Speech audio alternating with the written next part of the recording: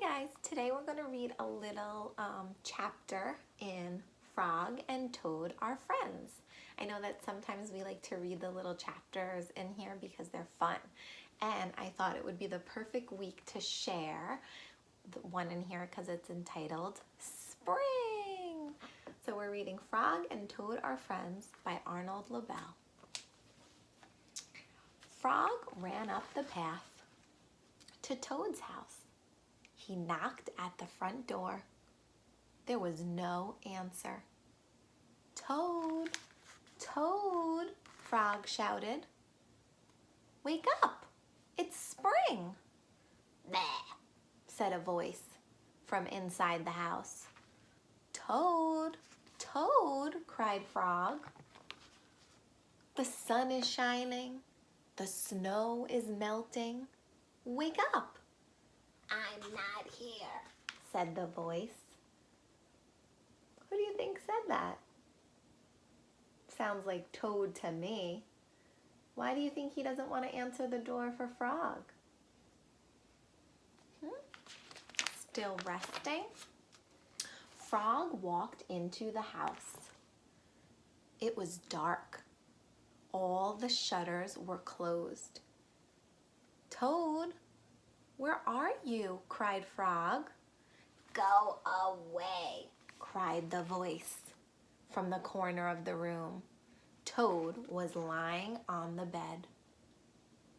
Why do you think he doesn't want to see Toad? Sounds like he might be tired, right? He had his covers pulled up over his head. Frog pushed Toad out of bed. He pushed him out of the house and onto the front porch. Toad blinked in the bright sun. "Help," said Toad. "I cannot see anything." That silly Toad. He doesn't want to get up. He doesn't think it's time to wake up. "Don't be silly," said Frog. "What you see is the clear, warm light of April. And it means that we can begin a whole new year together, Toad. Think of it," Frog said. "We'll skip through the meadows, run through the woods, swim in the river. In the evenings, we will sit right here on the front porch and count the stairs." "You count them, Frog," said Toad. "I will be too tired. I'm going back to bed." What fun things would you like to do in the spring?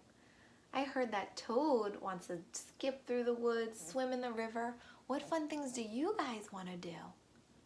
Talk to your mom and dad about it. Let them know. What fun things do you want to do? I know that I really can't wait to go for walks in the sunshine.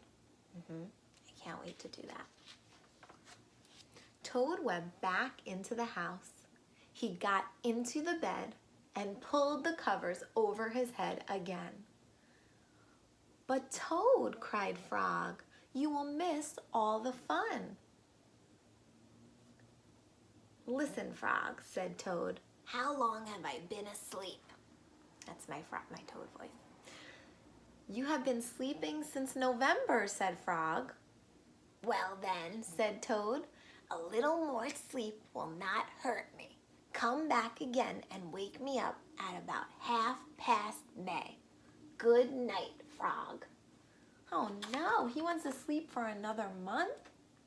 Oh my goodness, he must be in hibernation, where animals sleep for the winter and wake up in the springtime, except he's too tired. What do you think Frog is going to do to get Toad out of bed? Let's see. "But Toad," said Frog, "I will be lonely until then." Toad did not answer. He had fallen asleep. Frog looked at Toad's calendar. The November page was still at the top. Frog tore off the November page. He tore off the December page, and the January page, and the February page, and the March page. He came to the April page. which it was April, just like it's April now. And instead of leaving it, he tore off the April page too.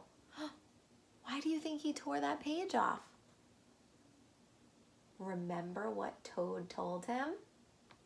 Toad said, don't wake me up until what month? May. January, February, March, April, May. Oh, Frog thinks he's going to be able to trick him. Let's see.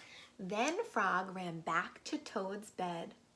Toad, Toad, wake up. It's May.